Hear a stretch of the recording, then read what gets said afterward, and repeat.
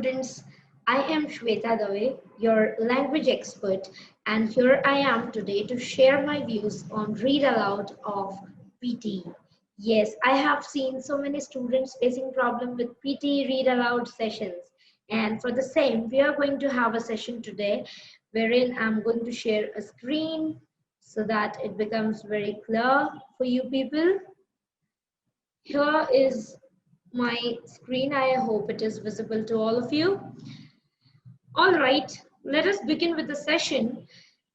First of all, my question to you people is, what is read aloud sessions? Now, when I talk about read aloud means whenever you get something to read, whenever you get something on screen or in front of your eyes, you have to speak it loudly. Now, there are 2 to 3 types of people. Depending on their learning ability, they'll be reading aloud. First of all, there is a difference between read aloud sessions for yourself and reading aloud for PTE speaking. When you have to read for yourself, there are times because, wait a while.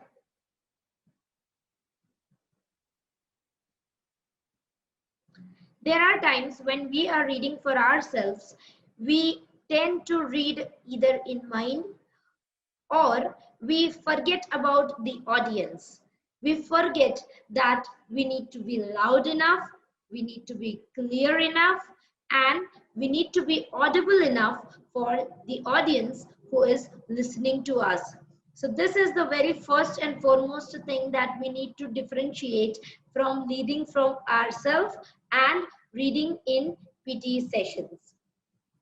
So let us begin. In our PPT, we are going to talk on few of the contents like importance in the overall test, why we have read aloud sessions, what is the importance of read aloud session, some of the home techniques to improve PTE read aloud. In fact, this whole section, working on your voice quality, as we belong to Gujarat state, our native Gujarati somehow is seen when we talk in English. Talking about one simple task, some of the key strategies that are used in read aloud sessions, and how scores are allocated in PTE speaking. Moving on further, talking about the importance of overall test. PTE read aloud session is very simple. There is a kind of 2 to 3 lines given to you. You just need to read the task, you need to understand it, and then you have to record yourself reading it loudly. There would be a box or a recording button where you just have to press the button and you have to start reading. In PTE reading, PTE read aloud sessions, there are 2 things which will be judged on. One is speaking, the other is reading. That this thing further we'll be discussing when we'll be talking about score allocation, because as I said, there are scores that are attributed in 2 sections, that is for speaking as well as for reading.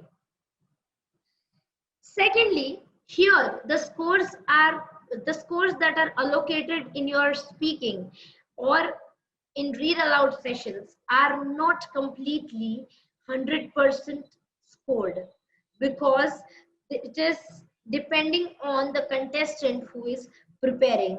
For an example, if you have at least 50 questions, no contestant is perfect to answer all 50 questions with the same fluency, with the same pronunciation, with the same understanding of the content.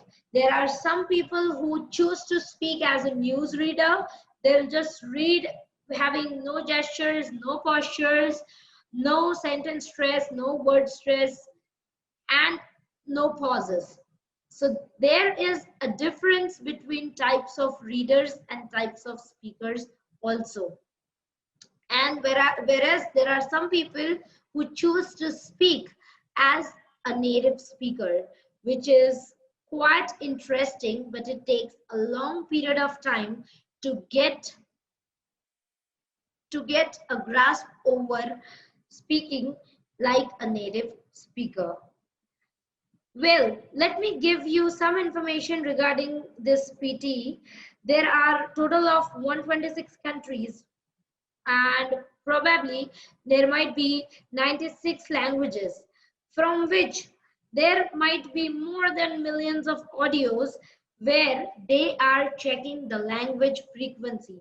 For an example, if there are 100 students who are Gujarati medium students or who belongs to Hindi medium or Gujarat state, they will have tendency to speak English with their native accent. Native accent over here does not make any difference to your scores. So yes, you can use your native accent even if you are speaking your PD sessions. But you need to make sure that some of the words you have to pronounce it the way they are pronounced. Try to be clear enough in your pronunciation and in your presentation so that your presentation is scored well. Now, let us talk about the types of questions which are asked in PT Read Aloud session. You will have 5 to 6 read aloud questions where you have such a kind of prompt box where you will have 4 to 5 sentences of a question given to you and a box that will be having a recording button where you can start and stop your recording. You need not stop your recording. It will be automatically stopped once you stop your recording. One more important notice in PT read aloud session is you cannot pause for more than 3 seconds. If you are pausing for more than 3 seconds, the mic or the microphone button will not take your audio and it will be considered as mute. Mic button will go mute as soon as you are pausing for more than 3 seconds. All right. Okay. I hope this prompt button is very clear to you and prompt box seen over here is understood by you. You'll have 35 seconds to read the question and to record your answer. After recording your answer, just click on the next button and your answer will be recorded automatically. All right, so self-preparation for PTE learning. Now talking about our self-preparation, especially when we are going through this pandemic, it is very difficult for us to go one-to-one coaching and to learn PTE.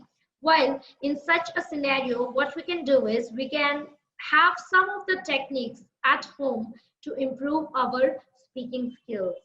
The first and foremost is stand in front of mirror. Take any of the book which interests you and start reading it loudly.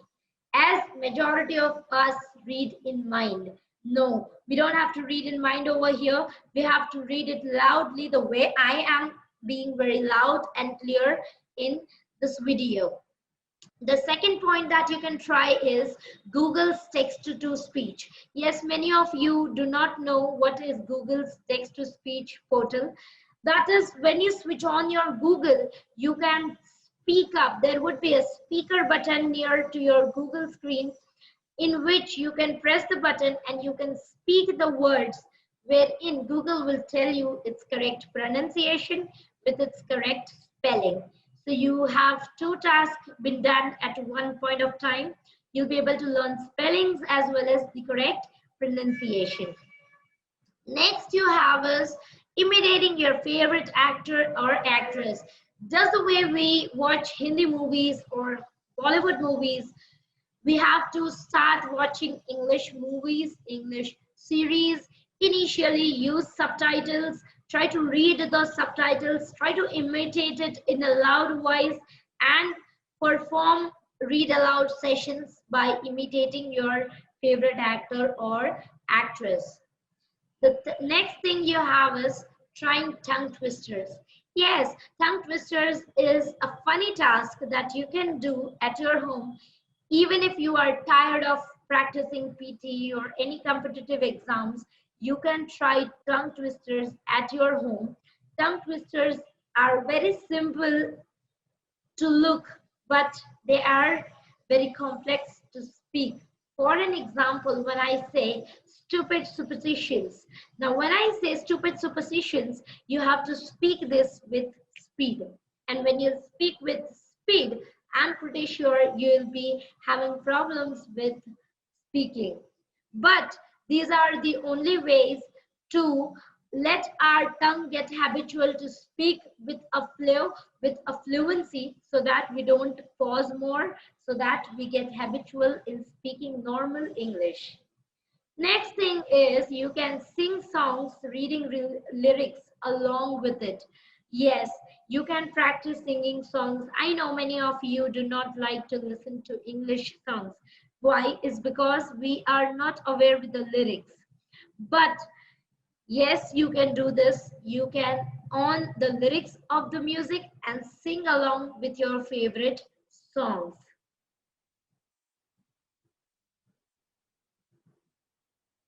The next thing you can do is listen more so that you know the correct pronunciation, and gradually you get fluency along with the speaking. For an example, we women tend to listen less and speak more. That is the reason that probably our pronunciation or fluency is not that good in English.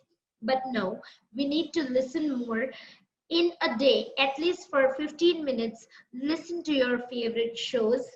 You can listen to the BBC News. You can listen to the Voice of America. You can listen to the cricket commentaries. You can watch a series and just listen without imitating your favorite actor or actress, or without reading the subtitles. Just listen and enhance your listening skills. So once you'll be able to listen well, you'll be able to imitate well. All right. Next you have is make your own selfie video for any activity that you do. Let's take an example. If right now I'm sitting in a classroom making a video, then what are some of the words that I can use in my videos?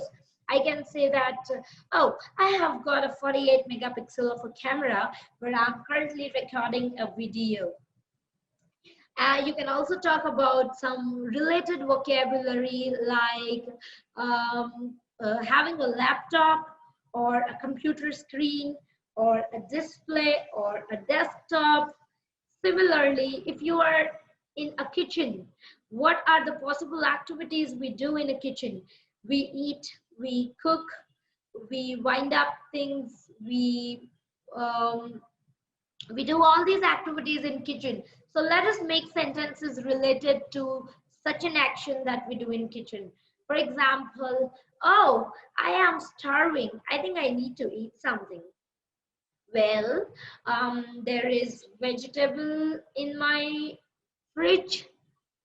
There are also packaged food available. Let me think what I can eat. Oh, there is also soup, ready to eat soup. Let me cook soup for myself.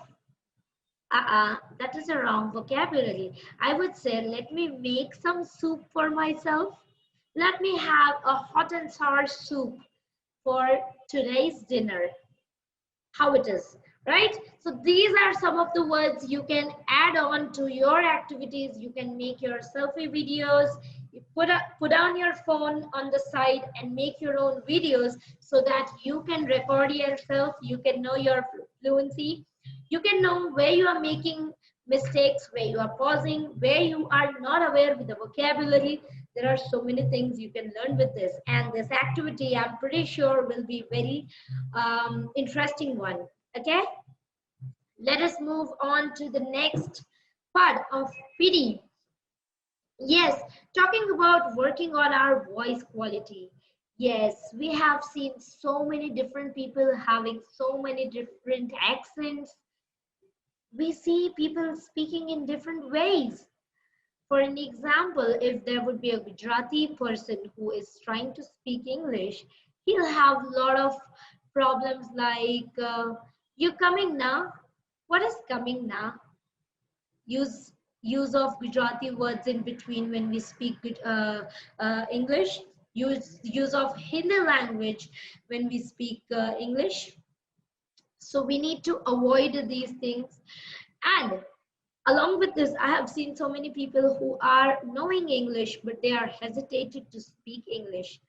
There are few people who can speak good English, but are poor in writing good English. There are people who can write English, but they are not able to speak confidently because they may lack confidence, because they are nervous speaking in front of people, because they feel that their voice is not so cool when they record themselves. Well, people, these are few of the things we need to work on whenever we are checking out our voice quality. The first and foremost is the pronunciation. Yes, many of us tend to pronounce so many words very incorrectly. So we need to learn this, and we need to learn this through Google's voice messages. Yes, you can just search your favorite word, or you can just type it on Google and you can find the pronunciation on the Google page itself. In fact, nowadays there are three types of pronunciation available on Google pages. One is British accent, one is American accent, and one is Indian British accent, which we Indians usually speak up. For example, the word gesture. For an example, this word in English or in American or British accent, it is known as gesture, whereas we Indians, we call it gesture. Okay, so there can be two different pronunciation or more than two pronunciation for a single word. So all we need to do is we need to go on Google, we need to find out which pronunciation suits us and what is the correct pronunciation for the word. Similarly, we have another aspect, that is fluency. When I talk about fluency, yes, fluency is the problem of majority of us because we do not tend to talk at length, especially when it comes to English language. Yes, we are having a lot of problems in our fluency. We tend to take so many pauses. We are nervous, and there are chances that we'll use a lot of uh, we keep on thinking when we talk. This has to be avoided, and this can be avoided by practicing reading without pauses. Have you heard the terms and conditions read in an advertisement, specifically when there is an advertisement of a bank, specifically when there is an advertisement of a loan, mutual funds, and when they are reading the terms and conditions, they are reading the terms and conditions with a very high speed. Yes, that is the fluency that we need to learn. Whenever there is a screen in front of me or whenever there is something to read in front of me, forget about the pauses, just read, read, and read.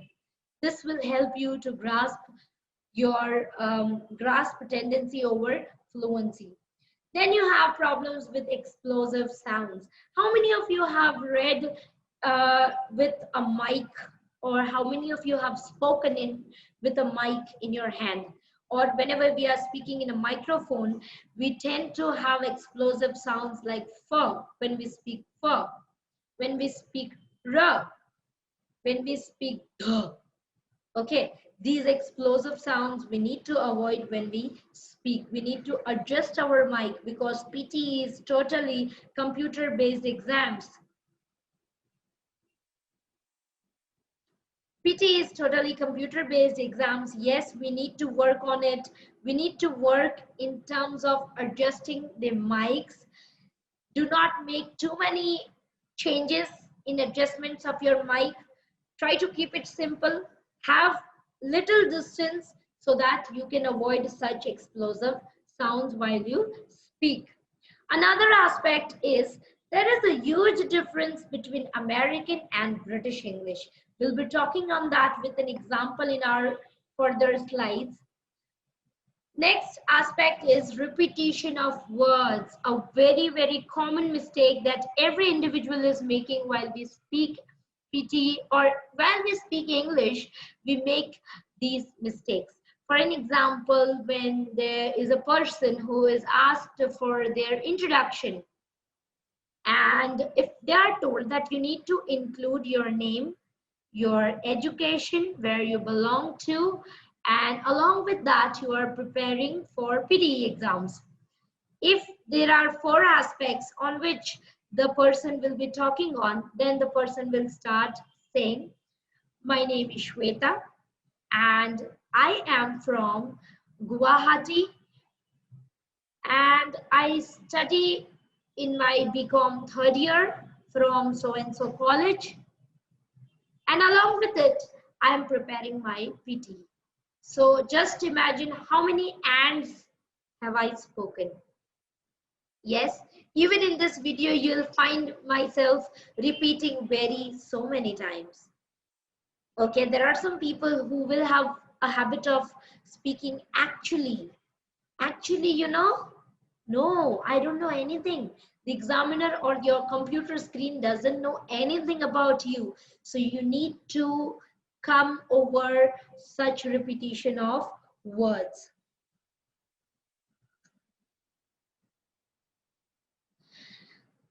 Then after we have is native English versus Indianism.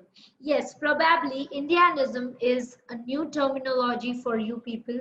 You might not be knowing what is Indianism, but Indianism is being an Indian. Being an Indian when we are forced to speak Hindi or our native language, and specifically when we consider it as a normal. For an example, when I say please come now, so that word now is not normal. We need to overcome these mistakes. That is Indianism, including so many Indian words in our English speaking is not taken as a normal speaking English. Sometimes, yes, we Indians feel proud that being in India, हम लोग Indians हैं, so we can use Indian languages. That is not correct. Okay. So these are some of the aspects we'll be looking in our slides. Okay, now let us try this thing. I want you people to speak this thing loudly, and I'm pretty sure majority of you will make mistakes while you read these sentences that are being displayed on the screen. Let me speak it up. The first statement, show me the receipt. Yes, it is not receipt, it is receipt. P is considered as silent over here. So this is one more criteria we'll be looking in our next slides. The another name is another statement is my name is Louis. It's not Louis, it's Louis. Yes, in majority of foreign accents, specifically in English, there are some words that go silent.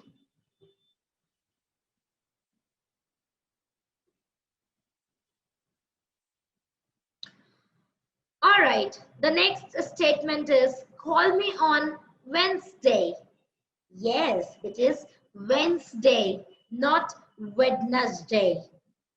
We Indians make all these mistakes because we are taught to speak in this way. I have seen so many people who are taught from their schoolings to talk or to speak these words in the way which is incorrect. But now we need to improve this if we are preparing for PTE.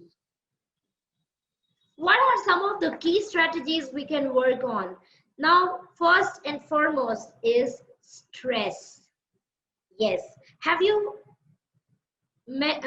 mentioned Have you noticed the way I spoke the word stress? I put some stress on the word when I spoke the word stress. Yes, there are two kinds of stress, word stress and sentence stress. And depending on this word stress, the meaning of the sentence can be changed. Let's take an example. When I say, I love your English. And if I put stress on the word love, that means when I say, I love your English. This means I not only like your English, but I love your English. And if I put stress on the word English, that is, I love your English, that means I only like English language of yours and no other language. So this is how one single stress makes a lot of difference to the meaning of the statement. Then you have is intonations. Intonations are the pitch, or I can say the pace with which we put stress on, and the tone with which we speak. That is, if I am speaking a sentence with a higher tone, there are three types of tone given in the intonations: higher tone, lower tone, and moderate tone. So when I put stress on a sentence, if I want to say something to a person, I would say, Mr. Akash, I am here to request you for my salary. Please understand, I am facing economic problems right now, and for the same, it is mandatory for me to have my salary on time. I hope you understand.